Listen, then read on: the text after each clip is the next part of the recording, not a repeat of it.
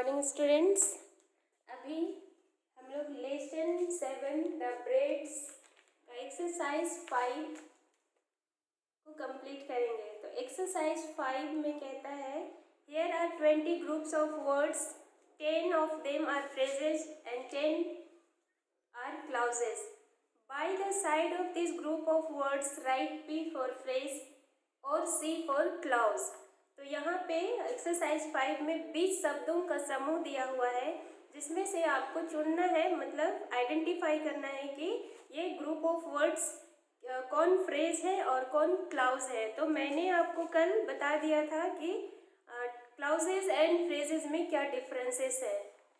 तो मैं 3 चीज़ में कल बोली थी कि ग्रुप ऑफ वर्ड्स सेंटेंस भी कहलाता है, ग्रुप ऑफ वर्ड्स क्लाउज भी कहलाता है and group of words phrase भी कहलाता है। A group of words that makes a complete sense is called sentence. A group of words without any subject and verb is called phrase, and a group of words which contain a subject and verb is called clauses. तो यहाँ पे हमें सिर्फ phrase and clause देखना है, और clause होने के लिए क्या चाहिए, सब्जेक्ट चाहिए और वर्ब चाहिए। मतलब उस ग्रुप ऑफ वर्ड्स में एक सब्जेक्ट या वर्ब होना अनिवार्य है, तभी वो क्लाउज कहलाएगा। और फ्रेज होने के लिए एक ग्रुप ऑफ वर्ड्स होता है, लेकिन उसका सब्जेक्ट अपना सब्जेक्ट और वर्ब नहीं होता है। तो हमें क्या करना है, ये जो इतने 20 ग्रुप ऑफ वर्ड्स है उसमें से हमें देखना है कि प्रत्येक ग्रुप ऑफ वर्ड्स में सब्जेक्ट और वर्ब है कि नहीं। यदि सब्जेक्ट एंड वर्ब है तो वो क्लाउज है, यदि सब्जेक्ट एंड वर्ब नहीं है तो वो क्या होगा, फ्रेज होगा। देखिए फर्स्ट ग्रुप ऑफ वर्ड्स है because the hunter saw the bear. यहाँ पे कहता है क्योंकि शिकारी ने भालू को देखा। तो यहाँ पे सब्जेक्ट और वर्ब ढूंढना है। तो यहाँ पे जैसे कि आपको बताया गया था कि सब्जेक्ट किसी सेंटेंस में जिसके बारे में बातें की जाती है वह क्या कहलाता है, सब्जेक्ट कहलाता है। यहाँ पे because the hunter saw the bears, क्योंकि शिकारी भालू को देखा। यहाँ पे किसके बारे में बात हो रही है, शिकारी के बारे में।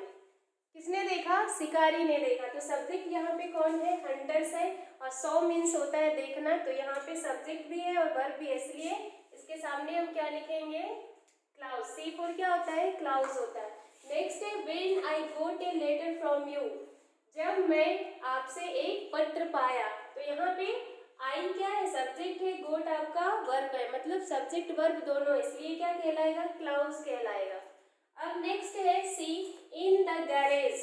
इन द गैरेज मतलब गैरेज में, यहाँ पे क्या कोई सब्जेक्ट और वर्ब दिखाई दे रहा है, नहीं। तो ये क्या होगा, ये फ्रेज होगा, पी फॉर फ्रेज। नेक्स्ट है ऑल्दो ही सीम्ड एंग्री, हालांकि वह गुस्सा प्रतीत हो रहा था, हालांकि वह गुस्सा दिखाई दिया। यहाँ पे ही क्या है, सब्जेक्ट है, सीम्ड मीन्स प्रतीत होना या ऐसा लगना। तो यहाँ पे सब्जेक्ट भी है, वर्ब भी है, क्या होगा, ये क्लाउज होगा। नेक्स्ट है वन ऑफ द बॉयज, कोई एक लड़का। अब यहाँ पे क्या आपको वर्ब दिखाई दिया, नहीं है, तो यहाँ पे क्या होगा, फ्रेज होगा। नेक्स्ट है why you come so early, तुम क्यों इतना जल्दी आते हो। अब यहाँ पे देखिए सब्जेक्ट यू है, कम वर्ब है, मतलब ये भी एक क्लाउज है। नेक्स्ट है बिफोर द गेम, गेम से पहले। यहाँ पे कोई सब्जेक्ट और वर्ब नहीं दिखाई दिया, इसीलिए ये क्या होगा, फ्रेज होगा। नेक्स्ट है that he was absent from the class, कि वह क्लास से एब्सेंट था। यहाँ पे सब्जेक्ट भी है, सब्जेक्ट हमेशा कोई नाउन या प्रोनाउन होता है, याद रखेंगे। सब्जेक्ट एक शब्द का भी हो सकता है, 2 शब्द का भी, 2 से अधिक शब्दों का भी हो सकता है। तो यहाँ पे ये सब्जेक्ट एंड वर्ब दोनों है, इसलिए ये भी क्या होगा, क्लाउज होगा। नेक्स्ट है व्हेन द डोरबेल रैंग, जब दरवाजे की घंटी बजी। यहाँ पे द डोरबेल सब्जेक्ट है, रैंग मीन्स बजना, ये भी एक क्लाउज है। नेक्स्ट है बिसाइड द वेल, कुएं के बगल में। अब यहाँ पे क्या आपको कोई सब्जेक्ट दिखा, कोई वर्ब दिखा, नहीं है, इसलिए ये क्या होगा, फ्रेज होगा। नेक्स्ट है ड्यूरिंग द शो, शो के दौरान। यहाँ भी कोई सब्जेक्ट और वर्ब नहीं है, इसलिए ये एक फ्रेज होगा।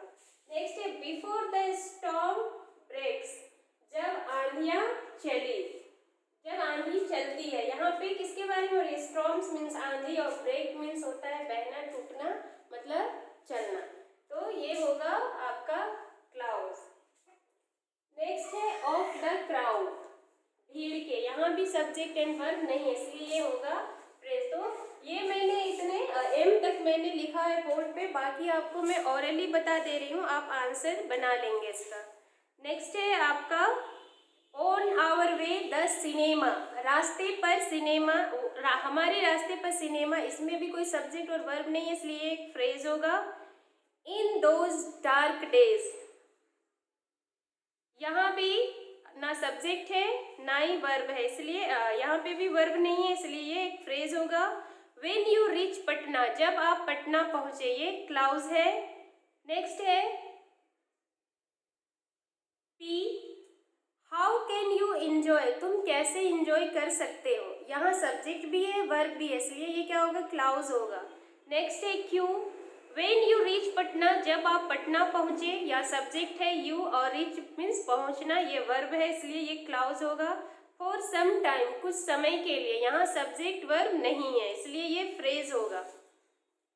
If the day is warm, यदि दिन गर्म हो, तो यहाँ किसके बारे में बात रही? दिन के बारे में। और इज आपका हेल्पिंग वर्ब, मतलब एक कोई ना कोई वर्ब होना, चाहे वो हेल्पिंग वर्ब हो या मेन वर्ब, कोई ना कोई वर्ब होना चाहिए क्लाउज होने के लिए।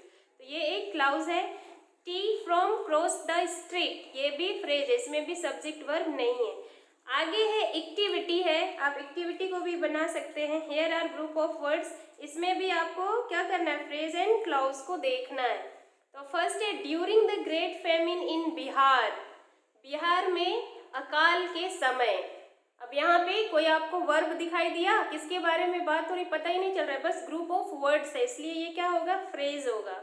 देयर वाज नो रेन, मतलब बारिश नहीं हुई थी या बारिश नहीं थी, ये क्या होगा?